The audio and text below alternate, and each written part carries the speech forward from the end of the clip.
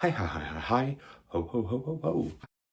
Hi and welcome, or well, actually, should I say ho, ho, ho, and welcome or welcome back to my channel. I'm Simon, and this is the first of my 4 Vlogmas videos on the Sundays in the lead up to and after Christmas this year. It's something that I thought would be nice to do, a little bit of festive no, that's not right. Festive shenanigans or festive cheer over the coming weeks. So it doesn't look massively festive up here in the library. I won't lie. I haven't ummed about whether I put some decorations up there.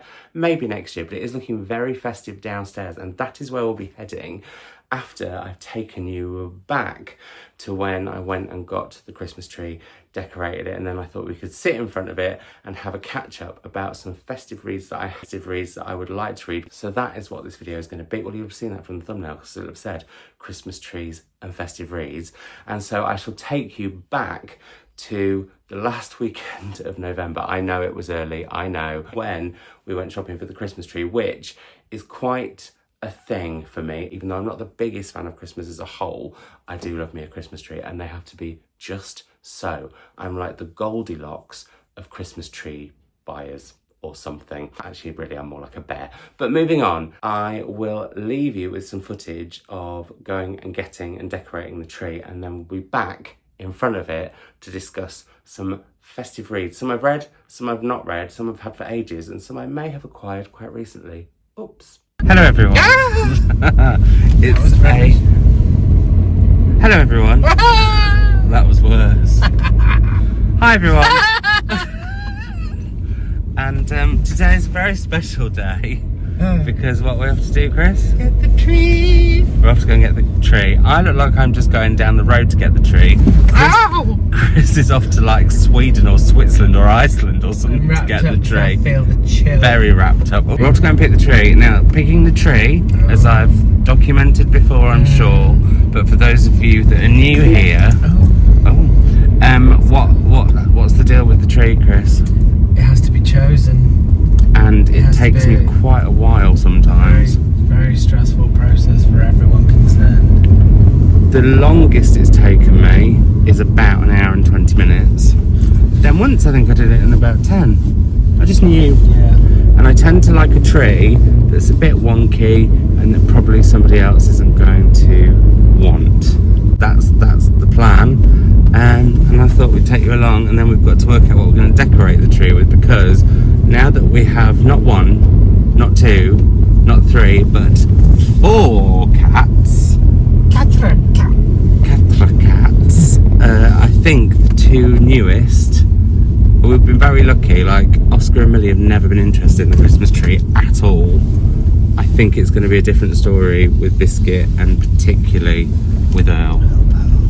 But we'll see. I want tinsel this year as well, and that's just not going to happen. No. Anyway, that was an exciting update for you all.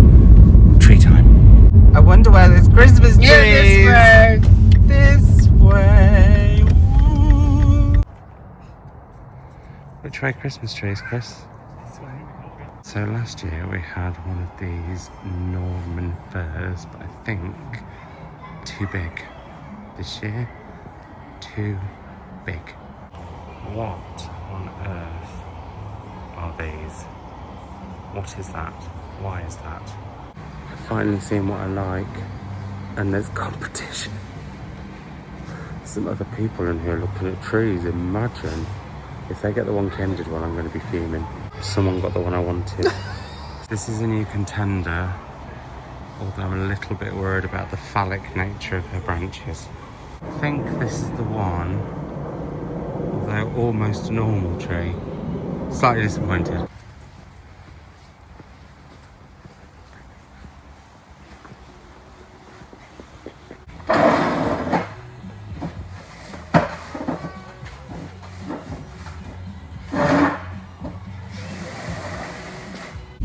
You can't see, but the tree is here. Hello. The tree is here.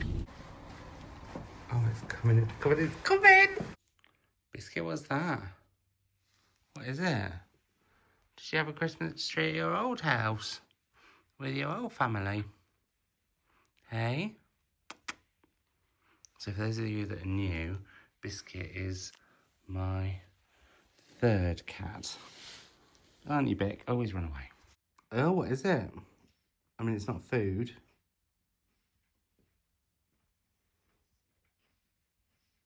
What is it, Earl? Oh, what is it, Biscuit? Oh, he's not sure. Is it Earl there? No, oh, he doesn't like that. A little bit quicker because of copyright, Chris. Oh, sorry for that. Oh gosh. Oh lord. Oh, she's very nice.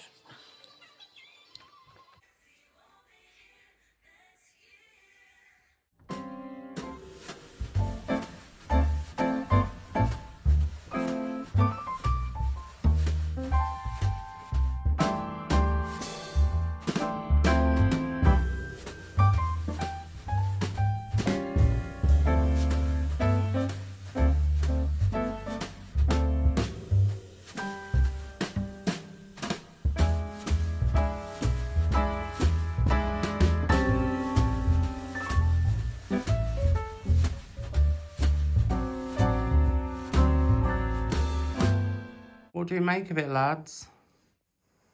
Lads. Biscuit's gone under it. Earl's... Oh. Earl literally doesn't care.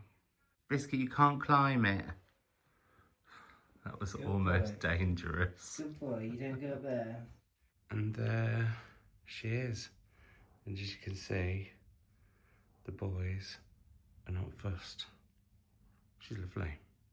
Very happy with that. It's all feeling very festive now. But also the one going up and down on this, it's like we're on a Christmas cruise ship. I'll stop. So there you go. That was getting and doing the tree. And yes, for those of you who noticed, I sat down throughout the whole of the tree being done because it wasn't my year to do the tree this year. And we have got a simple yet fanciful and colourful tree going on, which we wanted to keep it simple anyway because of the two new cats who, as you'll have seen, don't give a chuff about it. But yeah, we know for next year, don't we? Although I still think tinsel, which is... I don't see tinsel as much anymore, and I used to absolutely love it, but I think tinsel could set them off, frankly. Anyway, as I said, I went up to the attic, got my Christmas jumpers out there and a couple of pairs of Christmas pyjamas, because that's how wild I am in the festive season. It's how I roll. And at the same time, also got this bag of Christmas books that I keep up there. But before I go through those, I thought I'd mention 3 books that I recently shared that I got that all have a very festive feel. They are Murder at Holly House by Denzil Mayrick, which I almost bought last year. That was in hardback and I couldn't quite justify it because I wasn't sure if I was going to get to Christmas or not, but I would really like to read this. A Village of Secrets, festive shenanigans, what more could you want? Also, I love the alliteration of Holly House. Murder at Holly House, just like it. So there's that one. I picked up at the British Library their latest Christmas crime classic. This is Dramatic Murder, A Lost Christmas Murder Mystery by Elizabeth Anthony. So a golden age crime set at Christmas. I think that'll be a great read, although we'll talk about those a little bit more shortly because I have bought a few of their Christmas classics. I've read some, I haven't read quite a lot. Then we have a novella by Tessa Hadley, The Party, which is meant to be set at the festive season. I am wondering, let me know in the comments down below if you'd like this, but I was thinking about doing a reading by the tree video, possibly popping on one of those fires that you can watch from Netflix and just curling up with this, filming that for however long it takes me to read this in its entirety, and then you can join in whenever you like over the festive period and curl up with a book with that in the background. So we're almost reading together, almost. But yeah, I'm intrigued with this. It's about sisters who I think meet 2 men at a party and then get embroiled in their lives in some way and everything changes. So intrigued. I forgot that I have been sent this Christmas novel, Brightly Shining by Ingvild Rishoy, And I don't know if this is in translation. Let me check. Yes, it is. Translated from Norwegian by Caroline Waite. And this is, well, it says small in stature, but with an outsized impact on the reader. Brightly shining, has all the markings of a magical modern Christmas classic. So yeah, I don't know exactly what it's around. I know that it says at the beginning, Christmas is around the corner. So yeah, I may well head to this one. Sorry not to give you more info, but you know what I'm like. I don't like to read blurbs. But that's also that's coming recently, that's festive. Like I said, I have this bag, but one book that should be in this bag that wasn't, and will go back into the bag when everything goes away post-Christmas. I know I don't like to say that already, Baubles and Tree, but at some point you will be gone. That is Truman Capote's A Christmas Memory, and this is actually 3 of Truman Capote's Christmassy short stories in one sort of collection edition, because you've also got One Christmas and Thanksgiving Visitor, and I can't remember these that well, other than I think they're sort of fictionalized reflections of Capote's Christmases past. So at some point, maybe this Christmas, if not next Christmas, I would like to reread this at some point. Do you have any books set at Christmas that you head to and reread? I would love to know. Right, so in the bag going in, I have 2, and these are, what editions are these? They are special editions. I have the Fir Tree, which is by Hans Christian Andersen, illustrated by Sana Anuka, and also The Snow Queen by Hans Christian Andersen, illustrated by Sana Hanuka, and these are just gorgeous. I almost want to put them like on the mantelpiece, they're that pretty. I haven't read these. I read The Snow Queen when I was little, and my mum read it to me. I think it's one of her favourite fairy tales, but I have no recollection of ever having read The Fir Tree, so I need to rectify that. Here we have another Christmas a British Library Christmas crime classic. This is Silent Night's Christmas Mysteries, edited by Martin Edwards. So I think this is a collection of short story murder mysteries set at Christmas. You guessed it. I haven't read this one. Should. I haven't read An Almost Perfect Christmas by Nina Stibbe, and I'm annoyed with myself for that.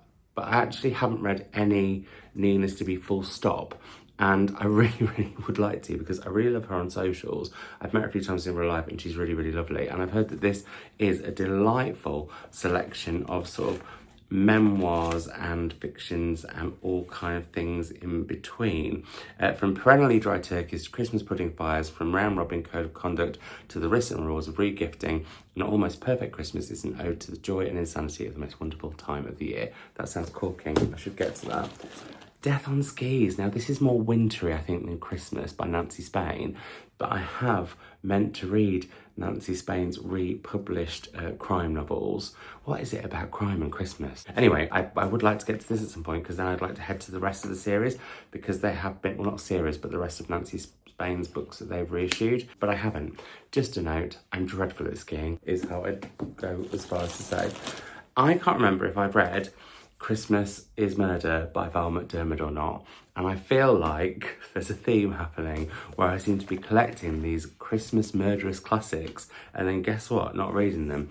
I love how that has the foiling on the cover. I think it's beautiful. I love Val McDermid's writing. I have read a lot of her crime novels, and actually I was thinking about getting the series that I read and the ones that I need to get back into, and Val McDermid is one such author. I've read quite a few. I've read a few in each of her series, but not continued on with them and caught up, and that's something that I would really like to do over the forthcoming year and beyond. Again, I don't think I read this one. This is a shameful video. This is Nigel Marsh's Tied Up in Tinsel, and it's, well, not got tinsel on the cover, funny enough, a bit like this tree. Not that I'm dwelling on that at all, but yeah, another festive murder mystery that I have not got to. Is this a case of festive hoarding? Quite possibly. Now, I have read this. This is a very old edition of A Christmas Tree by Charles Dickens. I don't know if it's wanting to focus in on that on my phone. Apologies, maybe if I hold it a little bit closer. I'm not a massive Charles Dickens fan. I have read A Christmas Carol, but I'm expecting that should be in here somewhere. But this is a lovely little illustrated tale that I found. Now, let me get this right. I feel like it was in a second-hand bookshop in Machynlleth that I got this a few years ago when I was with Mum. I was definitely with Mum, but Machynlleth feels right. But yeah, it's Festive AF, and that's the technical term. Then we have A Surprise for Christmas and Other Seasonal Mysteries, edited by the aforementioned Martin Edwards, who edited the previous collection of Christmas short stories. Guess what? Not read this one either. I'm absolutely naughty. So I really need to get some of these. I'm wondering if the ones that I have read are in a separate box, because I haven't got to any of them yet. And there are some, because, well, we'll see if we get some at the end. This is actually a book that I should really give to Chris at Christmas, because I'm not allowed to cook in this household. Very much like the library is my domain, the kitchen is Chris's domain. But this is The Little Library Christmas by Kate Young. Festive recipes inspired by your favourite works of fiction. And I've meant to get the other cookbooks that Kate Young has written that aren't festive, but just like based around food in fiction. I think would be really good fun to do, maybe a series of cooking at some point.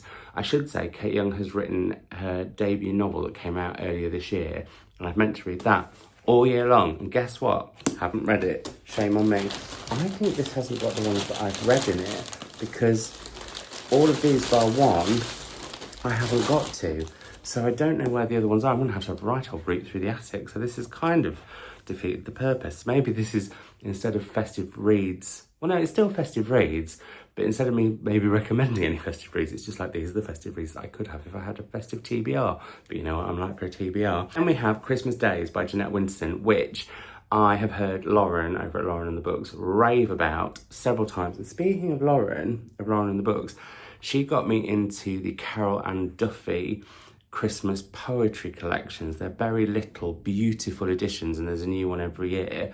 They're not here. So I feel like a lot of my Christmas books have gone awry, and I apologise in advance for that, and next year we'll prepare in advance, because actually the other one that is definitely gone awry is the Nigel Slater festive book that starts really in mid to late November, and he keeps like a festive diary. It's Christmas Chronicles, that's what it's called, and it's got little bits of fiction in, it's got recipes, it's got folklore, it's got all sorts of stuff, and I really would like to read that as the days happen. So this is me technically setting my stall for next year and telling myself off for not having got to more. But going back to Christmas Days by Jeanette Winston, this is another one that I know. I think Jen Campbell has raved about this one as well. But yeah, I've meant to get to. And then we have, quite different from the British Library, but a children's literary Christmas, edited by the lovely Anna James.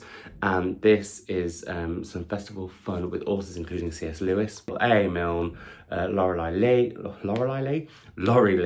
Michael Morpurgo, Dylan Thomas, and more. I haven't read this one, but it's got, I love the way it's different coloured pages, which is a really nice thing to see, and also has, I just saw a fox. And for those of you who are regular watchers, you'll know how much I love foxes, and the fact that we have a new fox pup that has made itself known and has been popping around, which has been really lovely. But yeah, that's beautiful. Haven't read it. I feel like I have read Last Christmas, which is a book curated and introduced by Greg Wise and Emma Thompson, and the money went to Crisis and the Refugee Council. And this is memories of Christmas from lots of people, including Meryl Streep, Graham Norton, Olivia Colman, Emilia Clarke, and many more, including people who've been homeless, political refugees and volunteers. So this, yeah, I say that I've read it, and now that I'm thinking about it, I'm like, I'm not sure I have.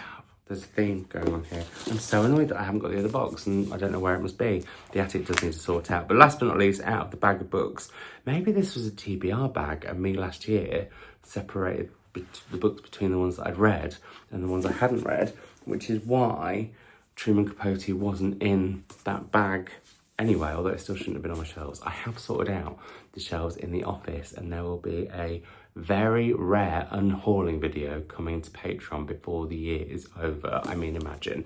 But anyway, this last book is the Penguin Book of Christmas Stories by, edited by Jessica Harrison, from Hans Christian Andersen to Angela Carter. And yeah, you guessed it, this is another one I haven't read because it seems like this is a bag of my unread books, because that would make sense because the Christmas mysteries that I have read from the British Library and their crime classics are The Mystery in White, which I really, really, really, really loved, and that still remains one of my favourite Christmas mysteries. A train gets stuck in the snow, people end up in this old house to find shelter, and then sure enough, murder follows. Also, I read A Christmas Egg, and that was another really, really good proper golden age crime Christmas novel. And then, oh, I can't think of what the other ones were. I found another bag of books. So hopefully this is the books that I have read, although actually this one I haven't read and was one that I was talking about. It is The Christmas Chronicles by Nigel Slater, and this actually starts on... As I mentioned, it starts in November, and it's on... Come on, Simon, get into it, you can find it. Come on, you can do it. Actually, it's the beginning of November, and I think it starts, yeah. The 1st of November, A Toast to the Winter Solstice, and then it talks about doing your perfect stuffing. I have not read this. I bought it for loads of people, but I've never read it myself. And I've seen that Nigel Slater has another book that combines recipes and memoir and all those things. I think that's how that I really, really, really, really, really want to get my mitts on, because I love toast. It was amazing. And so in my head, like, this is going to be as amazing, if not more so. I think I dipped in and out of it the first Christmas that I got it. But yeah, next year, definitely want to start reading this at the start of November. So maybe we'll put that one aside. Then we have on 2 books that I have read, probably my favourite Christmas novel ever, and it's Stay Another Day by Juno Dawson. And this is so joyous. I would love Richard Curtis to make this into a film, because I think this would be the perfect Christmas movie. With this novel, we follow 3 siblings, Fern, Rowan and Willow, and the complexities between them all that always come to the fore at Christmas. I just thought this was so brilliantly done. It's got a lot of secrets and shenanigans, and it's queer, and if you've not read it, it's just... yeah, I think this is the perfect Christmas book. There, I've said it. I've said it, I've said it, I've said it. Now, I mentioned the Carol and Duffy little poetry books, and these are 2 of them. I thought I had more than that. I know Another Night Before Christmas is my favourite out of the 2 that I've read. This is Dorothy Wordsworth Christmas Birthday, and it's also really, really lovely. I mean, look at that. It's a little book, but yeah, this one I think is both stunning on the outside and stunning to read. This one I liked, but I didn't always get, but these would make perfect stocking fillers for lovely folk in your life. Then we have Wendy Cope's Christmas poems, and I have to say, these aren't... oh no, I've dropped some and nearly knocked some baubles off the tree. These aren't my absolute favourite Christmas poems ever, and they're not my favourite of Wendy Cope's poems ever. If you want to dip into Wendy Cope, I mean, this is a great way to start because of the time of year, but actually I would say read The Orange, which is brilliant, and then head to any of her other collections, because she is such a wonderful poet. I love her because 1, she rhymes, and 2, she's incredibly funny, and 3, the way she plays with words I think is just joyous. Not 1, not 2, but 3 of these little Daunt Books Christmas editions. Again, these would make amazing stocking fillers. You've got Blue Carbuncle, which is the Sherlock Holmes sort of Christmas story by Arthur Conan Doyle, or Sir Arthur as he should be.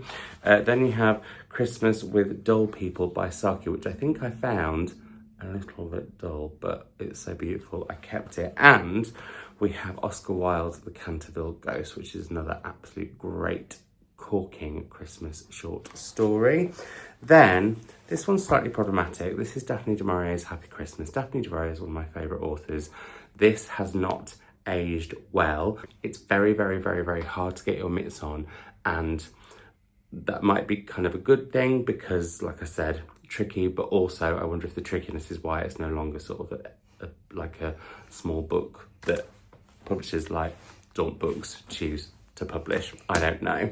Then I have not 1 but 2 copies of A Christmas Carol, which I only read a few Christmases ago for the first time and did really enjoy. My lovely friend Melanie got me the Folio Society edition for Christmas a few years ago, and it remains one of my favourite Christmas gifts, and it just means a lot to me, and it's illustrated, and that adds to it, I think, with this story. There is something about the illustrations that make it extra special, a bit like, I guess, this one, which I've realised this should go into my red selection with these, so I'm going to put that in there now. I'm going to separate the two, and then last but not least, although I have heard that she has got, and actually it shouldn't be last but not least, but well, we'll talk about that in a sec. Last but not least that I have to hand is Maggie O'Farrell's Where Snow Angels Go, which is a picture book illustrated by Daniela Jaglenka Terrazini. It's a very